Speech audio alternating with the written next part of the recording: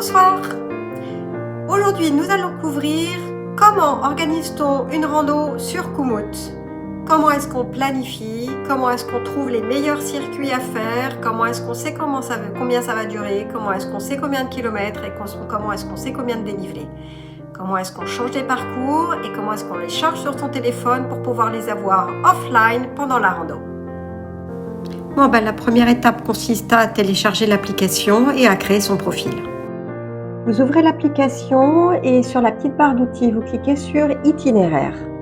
Et là, vous tapez le lieu où vous êtes, la ville, dans le langage du pays. Et enfin, l'application va vous proposer toutes les randos disponibles aux alentours de cette ville. Et là, vous pouvez cliquer sur les parcours pour avoir plus d'informations.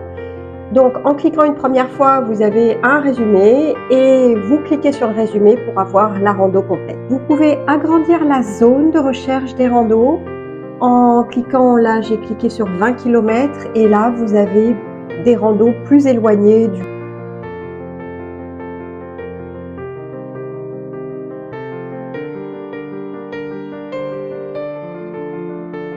On est prêt à sélectionner, modifier et enregistrer une randonnée. Donc vous sélectionnez, vous cliquez sur la rando et là, elle s'affiche. Vous pouvez donc l'enregistrer en cliquant sur le bouton enregistrer. Vous pouvez sélectionner, changer le nom si vous le souhaitez ou l'enregistrer tel quel d'ailleurs.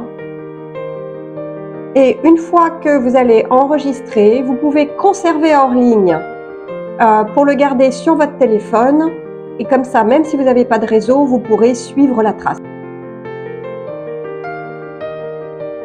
Pour faire d'autres modifications sur le tour, il faut aller cliquer sur les trois petits points qui sont en haut à droite et là votre tour se réouvre et vous allez pouvoir regarder plus de choses. En recliquant sur les trois petits points en haut à droite, on clique sur modifier. Qu'est-ce qu'on peut regarder maintenant? On va regarder la condition physique. Il y a 5 niveaux de débutant à expert et ainsi ça permet à Komoot d'ajuster le temps de la randonnée pour vous donner plus d'indications. Moi je sélectionne sportif, c'est un bon rythme mais ça permet aussi d'avoir du temps pour prendre des photos et filmer des vidéos. Voyons maintenant comment modifier le parcours. Si vous voulez par exemple partir sur cet incontournable, cliquez dessus et puis faire inclure à l'itinéraire. Et ainsi le parcours est modifié. Si maintenant vous voulez supprimer un point, vous voulez passer par ailleurs, vous allez sur le point et vous faites supprimer de l'itinéraire.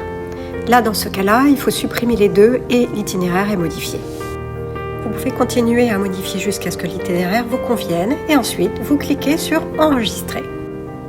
Puis vous pouvez retourner sur votre profil pour visualiser tous les itinéraires enregistrés. Ils sont dans itinéraire planifié et vous les avez tous. Depuis la page itinéraire, vous cliquez sur la petite croix planifier pour enlever les itinéraires proposés. Et là, vous vous retrouvez juste avec un tracé des chemins. Ils peuvent être colorés, ça représente des chemins, le plus souvent des chemins balisés. Et donc là, vous cherchez, là, vous allez pouvoir. Admettons qu'on va y commencer là, on clique, on fait démarrer ici.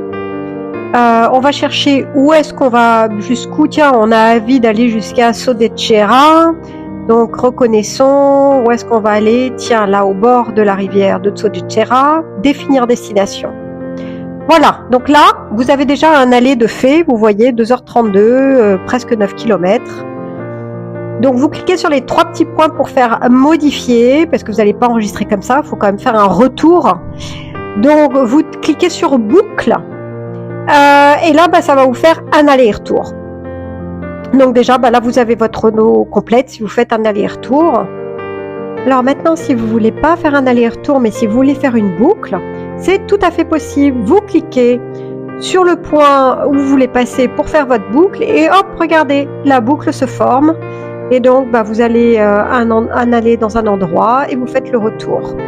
Si jamais vous voulez modifier le sens de la boucle, vous recliquez sur les trois petits points et là, vous pourrez inverser l'itinéraire. Vous pouvez le faire aussi après avoir sauvegardé et enregistré et faire modifier. Et vous le retrouvez dans votre profil, dans les tours planifiés. Vous cliquez dessus Et le voilà, il est là.